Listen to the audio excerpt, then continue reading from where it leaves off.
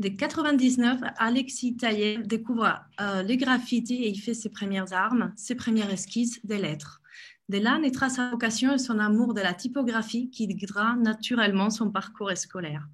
La typographie est le point de départ et le centre de réflexion de son travail. Ces visuels précis et modernes sont les fruits d'une recherche de l'originalité dans les compositions, réinventer la lettre sans jamais perdre son son ni celui de l'esthétique.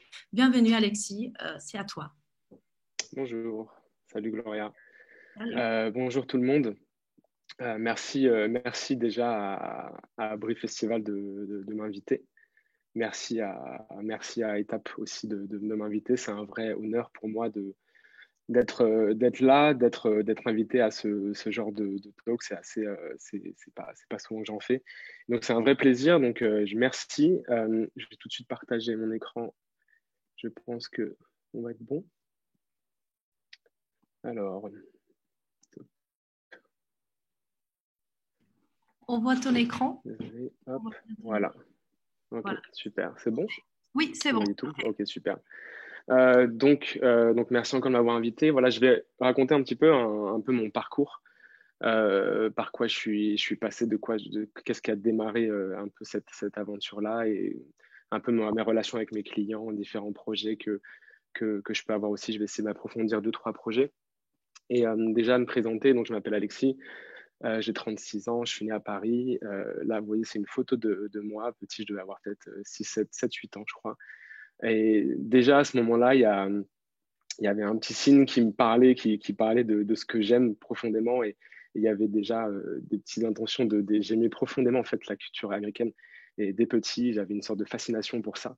Et très rapidement, en fait, vers l'âge de 11 ans, j'ai regardé ce film qui s'appelle Wild Style, qui est un film qui m'a vraiment, vraiment bouleversé et qui m'a vraiment fait connaître ce qu'était la culture hip-hop et notamment le graffiti. Et je me rappelle en fait d'un générique qui était complètement incroyable. Le générique, c'était ça.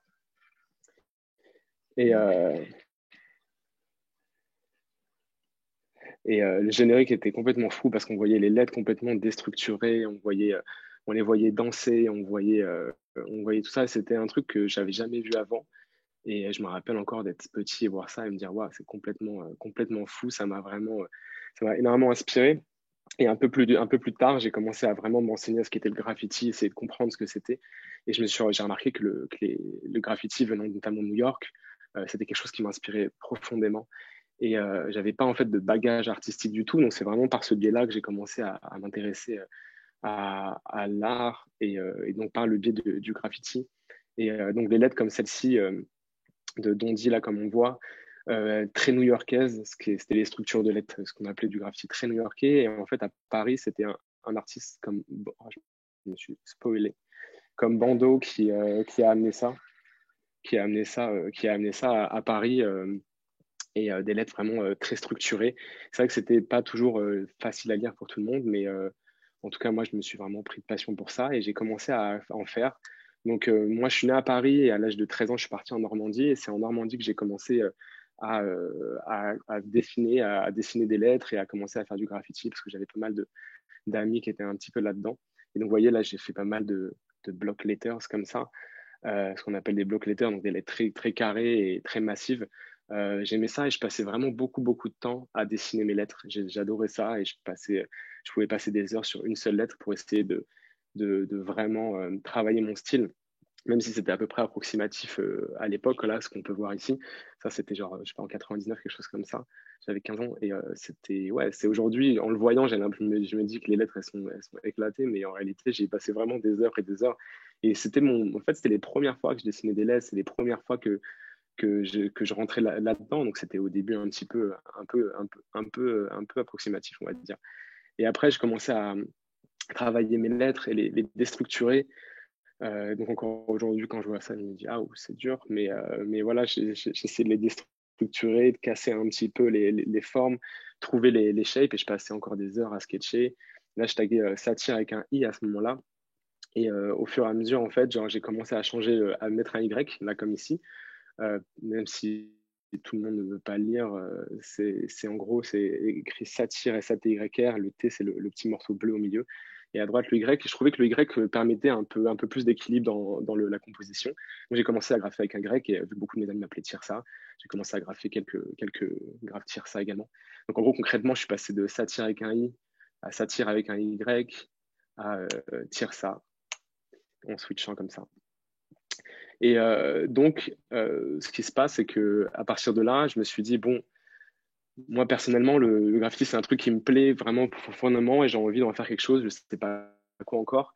Et j'ai commencé en fait encore quand j'habitais à Caen, en Normandie, à aller directement chez les marchands pour leur proposer de leur peindre leur rideau de fer. Et donc, j'ai eu mon tout premier contrat, c'était mon premier commanditaire qui s'appelait donc La Viennoise. Ça, c'était mon tout premier client en réalité. C'était une boulangerie en Normandie. Donc, vous voyez, ça, c'était en 2002. Donc, ça remonte maintenant.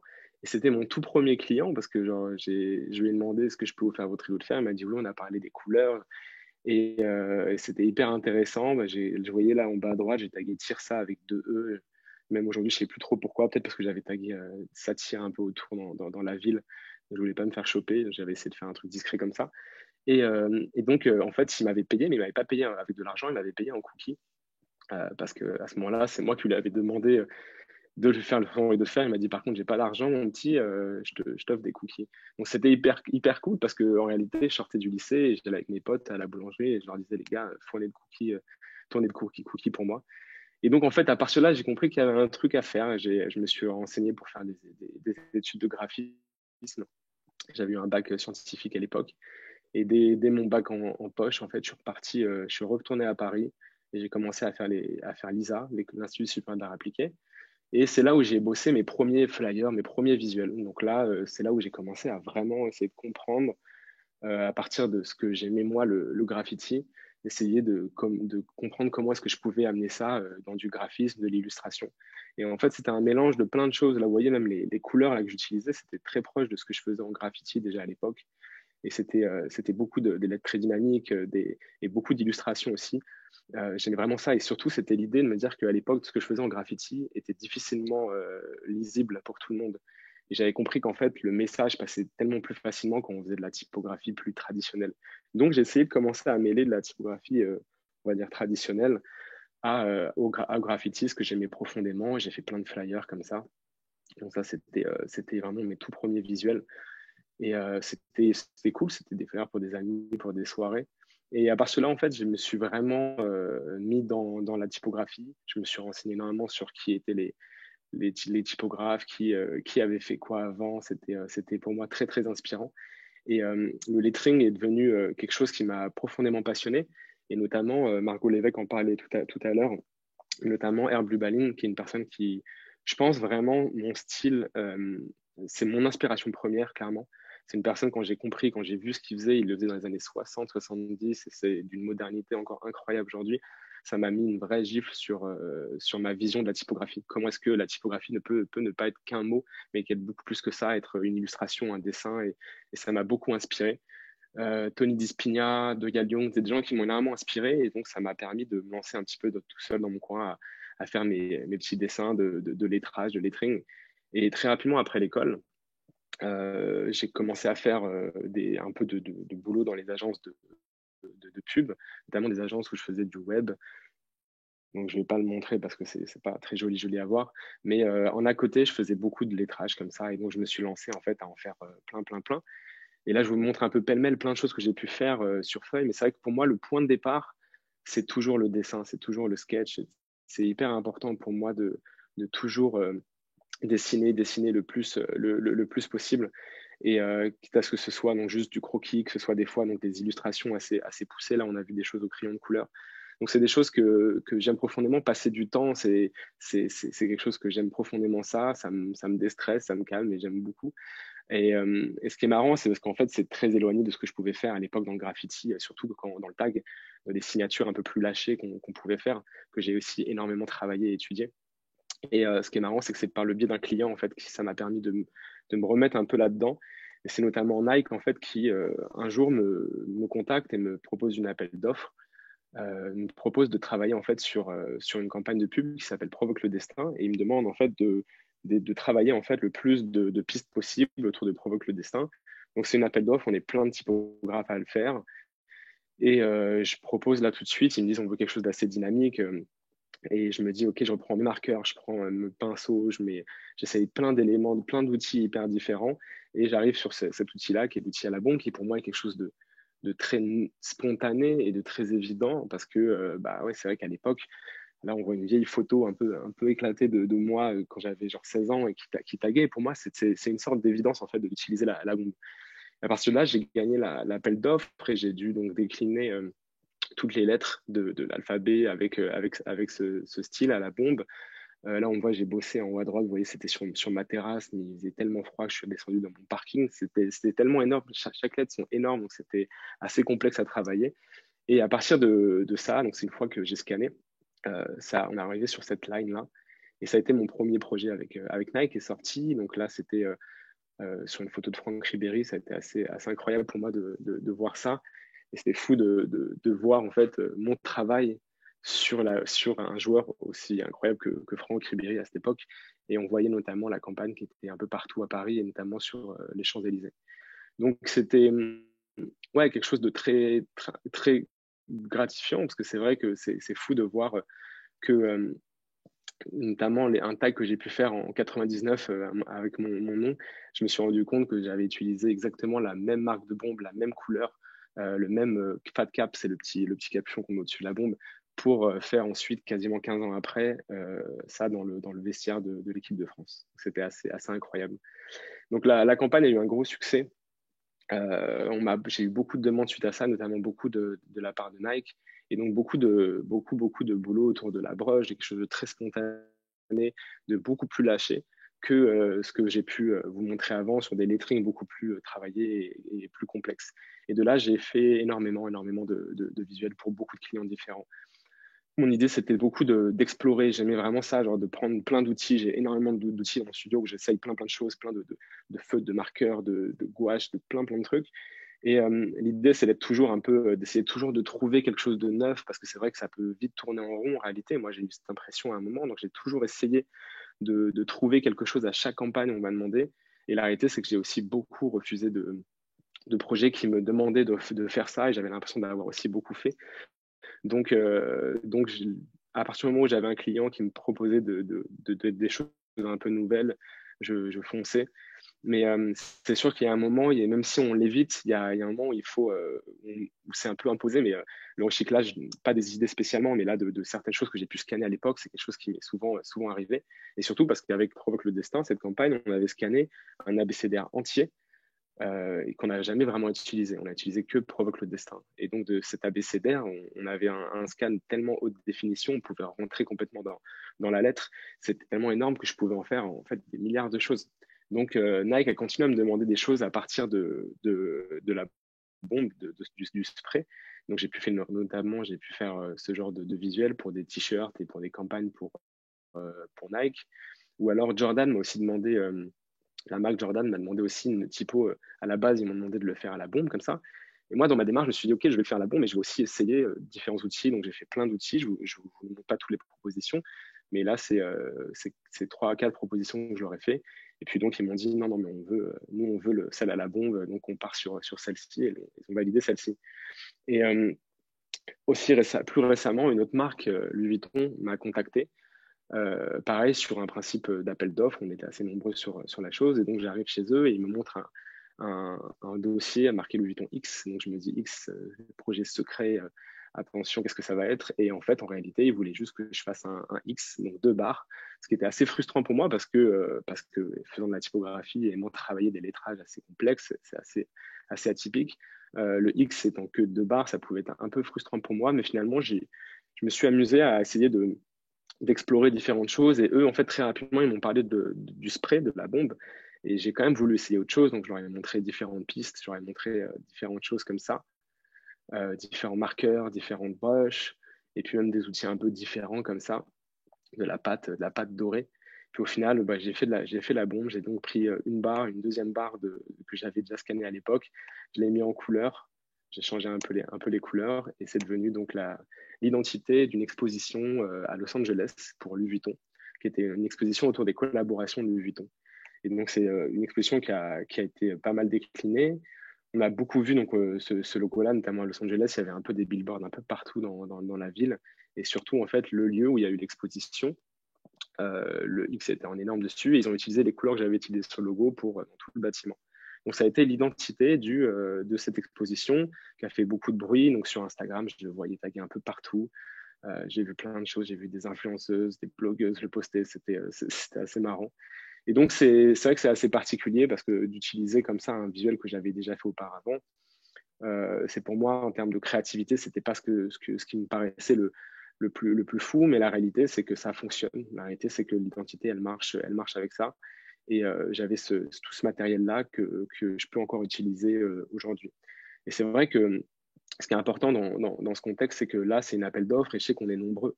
Et ça requiert énormément de détermination parce que quand on sait on a une dizaine d'autres personnes qui sont en train de bosser sur un X, c'est vrai que ça nous met une sorte de pression.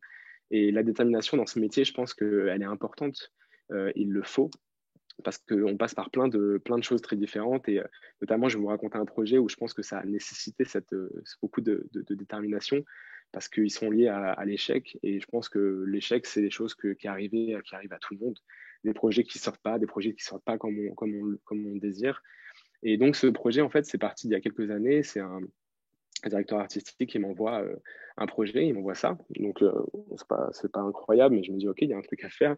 Il me dit, voilà, on travaille en fait pour un chanteur qui s'appelle Childish Gambino. Et on aimerait en fait travailler avec toi sur la cover de son album. Et son album va s'appeler Operation High Jump. Donc voilà, on travaille sur une photo donc il m'envoie ce croquis. Quelques semaines après, il m'envoie cette photo. Et il me dit, voilà, on aimerait que tu travailles sur Operation High Jump.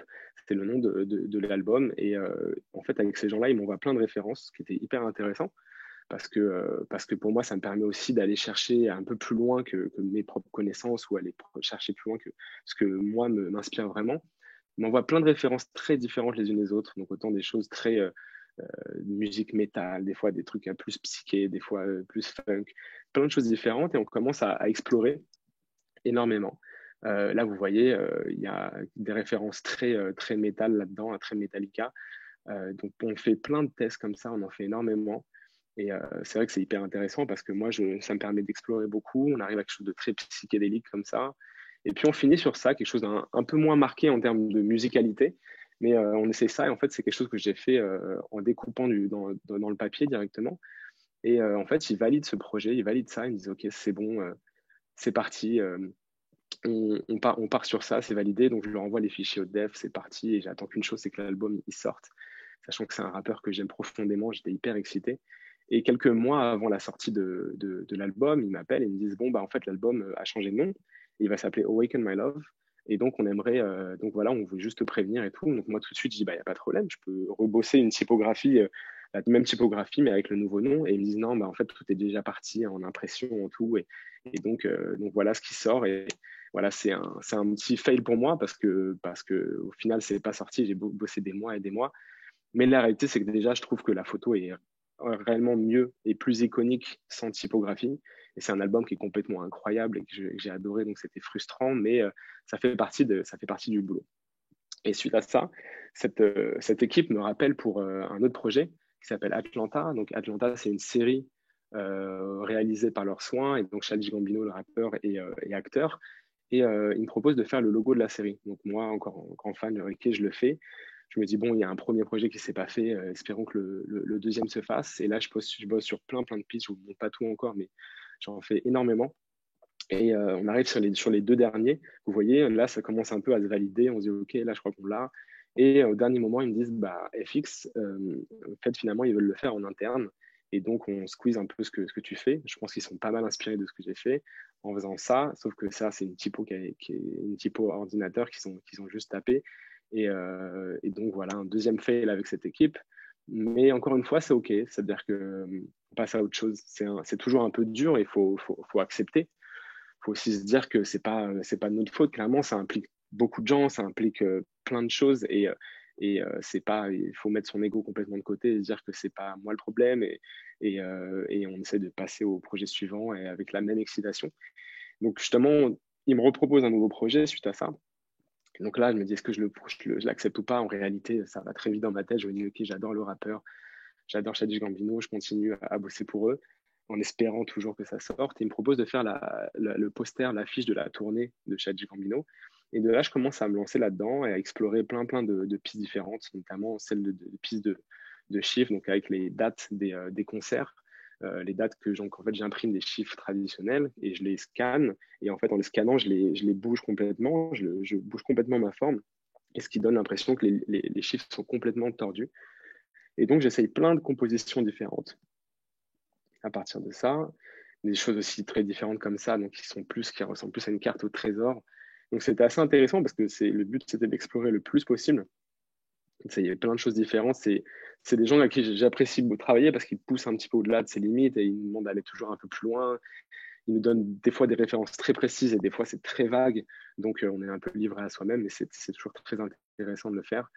Donc on avance sur différentes propositions comme ça. Il y a même un moment où on dessine un serpent comme ça qui passe par-dessus toutes les villes et puis on arrive sur ce visuel-là. Et là, ce visuel-là, cette fois-ci, ils me disent OK, c'est bon, c'est validé. Donc là, je me dis, win, c'est mortel, ça y est, enfin. Mais bon, il me demande d'envoyer les fichiers HD, mais tant que j'ai rien vu, je ne sais pas. Et un jour, Childish Gambino le poste sur son Instagram, et là, je me dis, enfin, ça y est, j'ai un projet qui sera avec cette équipe-là, et c'est très cool. Donc, c'est devenu l'identité de toute la tournée de Childish Gambino. On l'a vu un peu partout sur toutes les dates, c'était vraiment très présent. Et à partir de là, surtout, en fait, ils m'ont fait confiance et c'était un peu parti, quoi. Ils m'ont demandé de faire le logo de Childish Gambino qui apparaissait sur scène avec lui. Et ils m'ont demandé aussi une typo This is America. Ils m'ont demandé d'explorer This is America énormément. Je ne savais pas trop ce que c'était, en fait, à ce moment-là, quand ils m'en ont parlé. Ils me disent que voilà, c'est un clip, mais j'avais pas trop d'informations. Et l'idée, là, c'était d'explorer, d'essayer plein de choses, encore une fois, avec plein d'outils, de plein d'expressivités un petit peu différentes. Et c'était intéressant parce qu'au début, c'était très maniéré, la manière de dessiner, avec essayer d'avoir du style, jusqu'au moment où ils me disent non, mais en fait, essaie d'imaginer que c'est une signature, genre c'est un docteur qui écrit sur un papier quelque chose de vraiment très lâché et très spontané. Donc, ils choisissent celui-ci. Et celui-ci devient l'intro en fait du clip This is America de Childish Gambino, qui a été vu quasiment 600 millions de fois. Et donc, c'est assez incroyable pour moi de me dire que les 2 premières secondes sont dédiées à un truc que j'ai fait à la main comme ça, même si c'était très spontané et très lâché. C'était vraiment très gratifiant aussi pour moi. Autre projet qu'ils m'ont proposé, ils me contactent encore une fois après, et en me disant voilà, plein de références, on est en train de tourner un truc, on est à Cuba, donc c'est très flou, je ne sais pas du tout ce qui se passe, ils sont à Cuba, il n'y a pas Internet. Donc les mecs, en gros, ils m'envoient des choses en basse def et je ne comprends pas grand-chose qui se passe et je ne sais pas trop ce que je dois faire, mais je sais que je dois écrire Guava Island et voilà les références qu'ils me proposent. Donc des fois, c'est intéressant. Moi, je le fais peu comme ça avec d'autres clients. C'est rare qu'on m'envoie autant de références. Mais oui, ils me nourrissent beaucoup de références. Et c'est hyper intéressant parce que ça me permet de faire des choses que je n'ai pas l'habitude de faire et qui ne font pas partie de mes inspirations. Et donc, je me lance comme ça donc, à faire plein de typographies Guava Island avec une photo qui m'envoie un peu random. Je ne sais pas trop ce que c'est. Et vous voyez, je m'inspire à chaque fois là, ce projet à gauche, je m'inspire de ça pour faire la typo. Il m'envoie plein d'étiquettes de fruits et je m'inspire beaucoup de ça. Et c'est hyper intéressant, ça me change complètement. Donc c'était hyper excitant comme projet. Je trouve pour le tout début du process, je ne savais pas ce que j'étais en train de faire, je ne savais pas pourquoi je le faisais. Et donc c'était assez particulier. Là, vous voyez encore une affiche de film auquel ils m'ont demandé de m'inspirer. Ou alors encore des sign paintings qu'il y avait partout un peu dans Cuba, à La Havane, qu'il y avait dans les rues. Et il y avait aussi cette affiche de film qui m'avait pas mal inspiré. J'ai trouvé la typo assez incroyable.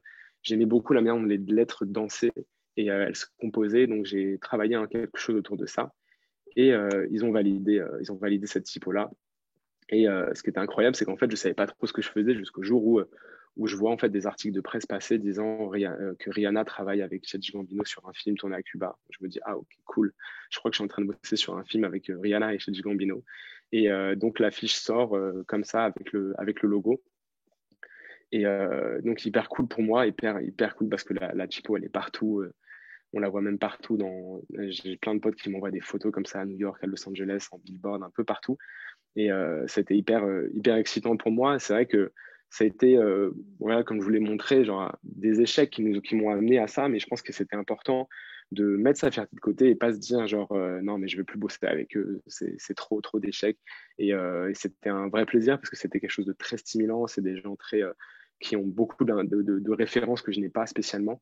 Et pouvoir travailler des logos comme ça avec eux, c'est quelque chose de fort. Parce que c'est vrai que le travail de logo, c'est quelque chose que j'aime profondément. J'aime bosser les logos. J'aime vraiment l'idée de travailler sur une toute petite entité comme ça, qui peuvent être des fois tout petits dans une affiche, essayer de mettre toutes les valeurs d'une entreprise, d'une musique, de quoi que ce soit. Et c'est vrai que c'est quelque chose que j'aime énormément faire et j'en fais beaucoup. Ça fait partie, je pense, de fait, une grosse partie de mon travail. Donc le travail d'identité visuelle, c'est vraiment important pour moi. Et j'ai notamment un travail qui a été aussi assez important pour moi ces dernières années, qui est celui des Galeries Lafayette Champs-Élysées. Donc ça, c'est pas moi qui ai fait ce logo, c'est le studio M&M qui a fait le logo. Et moi, en fait, Galeries Lafayette Champs-Élysées me contacte et me demande, me propose de faire l'identité du dernier floor, qui est en fait un floor qui est entièrement dédié à la food, qu'on va appeler le food court. Et j'y vais, donc je vois un petit peu le chantier, comment il est fait. Et là, je commence à avoir des premières idées en me disant, OK, donc je prends un plan, le plan vue de haut du lieu. Et je me rends compte qu'en fait, là au milieu, ce qu'on voit, l'escalier, les gens passent par là et il y a différents parcours à faire. Donc, il y aura 10 stands de food différentes. Donc, il y en aura 5 salés et 5 sucrés.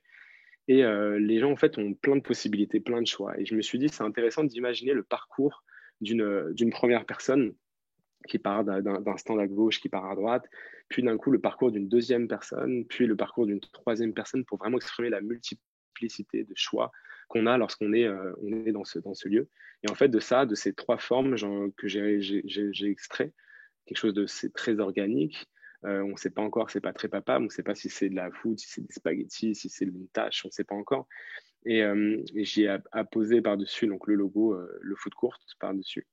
Et ce qui était intéressant, c'est qu'en fait, de cette idée de parcours, on l'a vraiment poussé à fond, on l'a imaginé tout le long du parcours au-dessus des têtes des gens. Et là, comme vous voyez, en fait, sur place, on est comme si on était dans le logo géant, en fait, où en fait, on voit vraiment les lignes passer au-dessus de nos têtes, comme si elles étaient en train de graviter au-dessus de nous. Et ensuite, c'est des choses qu'on revoit tout le long de la signalétique.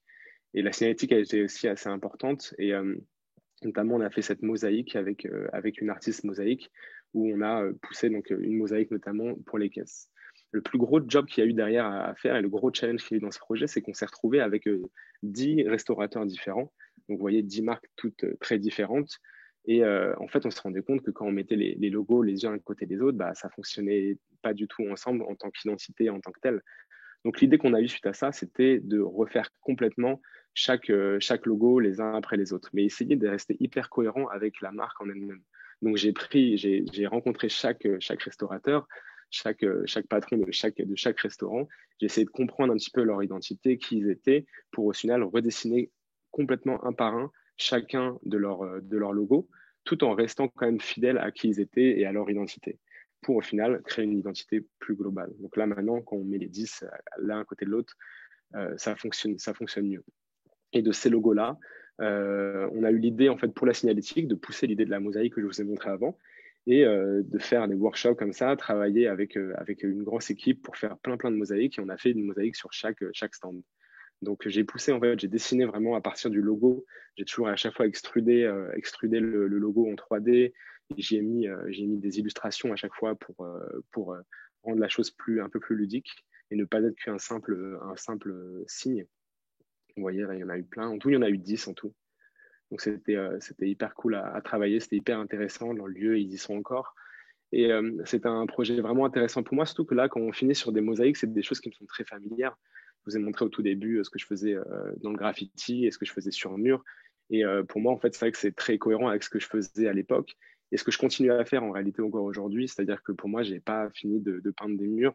C'est toujours quelque chose qui me tient à cœur et je viens de là. Je suis parti vraiment de ça. Et l'idée aujourd'hui, c'est plus de mêler en fait mes connaissances dans le graffiti avec mes connaissances plus actuelles de typographie. Donc, peindre des murs, des grands murs comme ça avec des lettres. Donc, c'est plus du graffiti comme je pouvais faire à l'époque quand j'avais 15 ans, avec des lettres très déstructurées, très complexes à lire. C'est vraiment beaucoup plus quelque chose de plus fluide, une typographie plus traditionnelle qui permet un peu plus de laisser passer des messages que tout le monde peut comprendre plutôt que seulement mettre mon nom en avant comme a pu être le graffiti. Et donc, j'en fais encore beaucoup. ce genre de choses, des choses aussi très différentes. J'essaie de vraiment changer à chaque fois ma manière de procéder. Cette fois-ci, celui-ci a été fait pinceau acrylique comparé aux autres qui ont été faits à la bombe. Et pour moi, le mural, c'est quelque chose de très important, ou encore même des installations comme celle-ci, qui est une installation faite pour Nike, tout en bois, où j'ai fait graver en fait les noms de différentes athlètes féminines pour créer cette énorme souche. Et voilà, ça, c'est plein de projets que je vous ai montrés. J'aimerais finir en fait sur une dernière chose pour moi, pour parler un peu de 2020, qui était une année, je pense, un peu compliquée pour tout le monde, une année très particulière, une année vraiment charnière. Et je pense que c'est une année qui nous a permis aussi de prendre beaucoup de recul sur qui on est, ce qu'on fait et pourquoi est-ce qu'on le fait. Ça m'a permis aussi d'avoir le temps de créer des différents visuels, notamment celui-ci que j'ai pu faire avec Rizon, un ami qui travaille la 3D. Et on a pu, je pense que c'était une année quand même très importante, parce que c'est vrai que je vous ai montré plein de projets, et toutes ces années, les projets s'enchaînent, se suivent, et c'est rare qu'on ait l'occasion de prendre vraiment du recul et d'essayer de vraiment réfléchir un peu la big picture de pourquoi est-ce qu'on le fait. Et ça nous a aussi notamment permis, avec des amis, de lancer des initiatives, notamment la Vida Locale, qui est une initiative lancée par un ami, Julien Femme, qui a l'agence Family First. Et on a travaillé avec Jean Julien, l'illustrateur, sur un visuel qui, en gros, ce visuel, c'était une sorte de petite campagne qui nous a permis en fait de soutenir les commerces et les restaurants, et aussi de consommer local et indépendant. C'était quelque chose qui, pour nous, était très important, parce qu'on a vu des amis restaurateurs, des amis dans des petits commerces étant vraiment en très mauvaise posture. Et c'est une année qui a été très complexe pour eux également. Et donc, on a voulu vraiment soutenir. Donc, c'était une petite opération qui était de l'affichage, qui était aussi sur les réseaux sociaux. Il y avait un hashtag La Vida Locale, il y a un GIF qu'on peut encore utiliser sur Instagram. Mais c'est des petites choses comme ça qui pour moi, ont fait en sorte que 2020 soit pas aussi dur que ça. C'est de se dire, OK, comment créativement on peut transformer ces moments un peu difficiles en quelque chose de positif. Et je finirai par ce visuel-là, qui est un visuel que j'ai fait récemment, qui est un peu un visuel plein d'espoir. On parle de 2020, année un petit peu apocalyptique, très noir et blanc, un peu dur. Mais au fond de ce tunnel dans le zéro, on a le petit 1 qui apparaît pour parler de 2021, et donc la lumière au fond du tunnel. On l'espère en tout cas. Merci beaucoup tout le monde. Merci Alexis. On va faire très très vite sur les questions, mais on a bien compris comment tu étais passé du V de viennoiserie en gagnant des cookies au V de Vuitton. J'imagine que tu as été payé avec autre chose que des cookies cette fois-ci. Hein, ouais. Il y a pas mal de questions là-dessus, et ça rejoint la mienne, c'est-à-dire qu'au départ, ce style que tu développes, qui est très empreint du street art, du graffiti. On le voit assez facilement sur des marques de sport, sur du rap, pour la musique, etc. Est-ce que ça a glissé au fait? Est-ce que c'est des clients Vuitton qui sont venus chercher vraiment par rapport à cette esthétique? Est-ce que tu as l'impression qu'il y a un changement par rapport à ça, ou même les Galeries Lafayette par exemple? Ou est-ce que à la fois toi aussi ton style a beaucoup évolué vers un style de lettering finalement, avec un spectre beaucoup plus large, qui a fait que tu as été... En réalité, j'ai l'impression que quand un client vient à moi, c'est pas spécialement pour du graffiti premier degré pur et dur. Et c'est plus par rapport à ce que moi, j'ai travaillé à partir du graffiti, et je l'ai amené sur quelque chose d'un peu plus traditionnel, on va dire.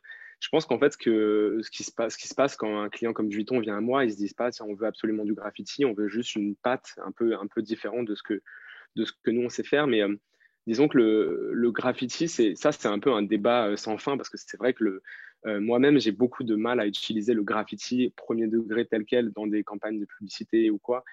Pour moi, quand je fais un X avec deux barres, je suis loin du graffiti. C'est juste, j'utilise un médium du graffiti, donc la bombe. Mais en fait, si même une marque comme Louis Vuitton me demandait de faire un tag Louis Vuitton un peu coulant, un peu cliché, pour rentrer dans des clichés graffiti, c'est des choses qui me plairaient pas, et j'essaie aussi de faire beaucoup attention à ça, à pas instrumentaliser en fait le graffiti dans ce que je fais, dans les campagnes de publicité aussi que je peux faire.